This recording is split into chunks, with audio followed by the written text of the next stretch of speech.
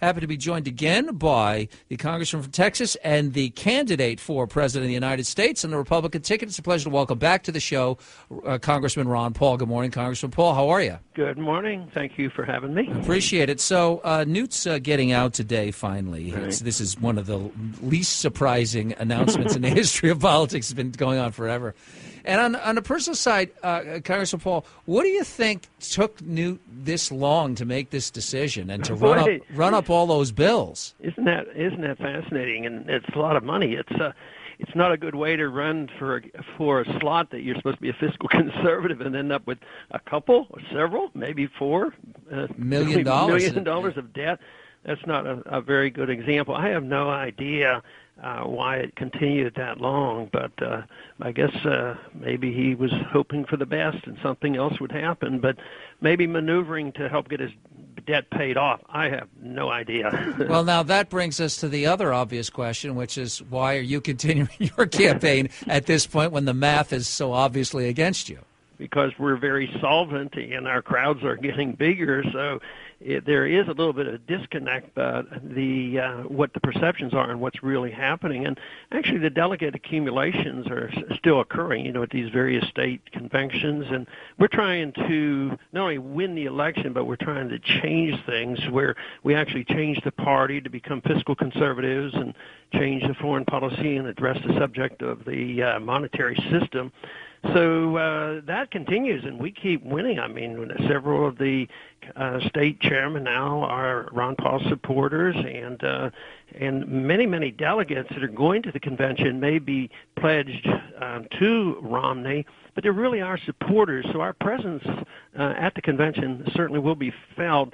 So we will continue to get people to the convention one way or the other because we're looking long-term as well as anything else. We're talking with Congressman Ron Paul, who is in California. Are you just campaigning? Is there anything specific you'd like to tell us about today? Yes, we'll be at Cal State tonight at 7 o'clock at the Titan Stadium, and it's open to the public. We've been getting very good turnouts. As a matter of fact, California has given us the biggest turnouts of any state, although others have been good, 2,000, 3,000, 4,000, 5,000 elsewhere. But they've been up to 8,000 here in California. So I have no idea what we'll get at Cal State, but they tell me we'll have a nice turnout. Well, let me ask you about California, because this was the state that was known as Reagan country. And in the midterm elections in 2010, when there was a huge wave, a repudiation, if you will, of the first 2 years of the Obama administration, the Tea Party made its impact felt all over the country. Big seat change in Congress with 60-plus House seats changing, Senate seats changing. But the Sierra Nevada mountains acted like a giant breakwater. Whatever that move to the right was nationally just stopped cold when it hit the California border. And there's not a single Republican conservative in statewide office in the state of California for the first time since the peak of the New Deal. What is the disconnect? What do conservative libertarians in California do to change that? Well, I don't know, but something's going to have to change. I think right before I came on, you talked about the deficit that the state of California is facing. So it can't continue. They're going to have to eventually listen to an alternative. Maybe somebody's spending too much money, not only at the federal level. Maybe there's people spending too much at the local level. But no, exactly why California might be behind the need to cut. But this is also a reflection. Because there's very little enthusiasm for cutting. But liberal economics teaches that deficits aren't all that bad if the economy is weak. You never want to cut spending. All you have to do is spend more money, borrow more money, and print more money. And that's how we got into the trouble. So it's rather ironic. Of course, that's our task in our campaign is try to get people to think about economics in a different way, that just bigger government isn't the answer to big government. I want to steal a couple seconds here if I can. The president is on his way back from Afghanistan. He announced troop withdrawals, but we will obviously be involved in Afghanistan for many years to come. What should the U.S.'s stance be when it comes to the war on terror abroad? Well, I think we shouldn't precipitate terrorism, and when you drop bombs from drone missiles and kill hundreds, and now there are thousands of people who are considered civilians and uninvolved have been killed. The children have been killed.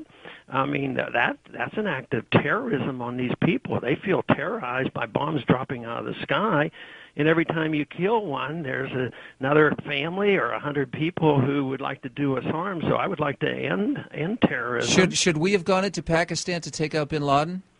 Well, I certainly voted, for the authority about it, but the real tragedy is we sort of had him trapped at Tora Bora. Yeah, I know we let him out. And we let him go, yeah. And then we went into war. Congressman Paul, we're short on time here. We thank you for your time. We'll talk to you down the road, Congressman Ron Paul. KNX News Time, 8:13. Well, he's just about the last man standing in the Republican presidential nomination against Mitt Romney. Ron Paul, the congressman from Texas, back in L.A. today, and he joins us now on the KNX Newsline. Congressman, good morning. Good morning. Thank you. Last time I had you on the air, I said you were, basically raising money for something that wasn't going to happen. And I'm just looking at the numbers here today. Mitt Romney has about 850 delegates today. You've got 80. What's the point? Well, maybe the point is to count all the votes, and we're going through the delegate process, so we're going to have a lot more than 80. But obviously, he's well ahead. But throughout my life, I've been involved in politics first to win elections, but if you don't, you have to improve things. And we're very much involved in changing the political party of the Republican Party to become a party of a little bit less government and balanced budgets. And this is where we are doing exceptionally well. We're getting people in position throughout the country. They're becoming chairman of the Republican Party throughout. And many of the Romney delegates who went there and are pledged to Romney are actually Ron Paul supporters. So we're going to have a very strong presence at the convention, and we hope to change the future, not only of the Republican Party, the future of this country, so that we can restore our liberties, have a new and different foreign policy, as well as addressing the subject of monetary policy. Is Mitt Romney a candidate that you can endorse for the presidency? Not under present circumstances, but we don't know what his final positions will be. They do change on occasion.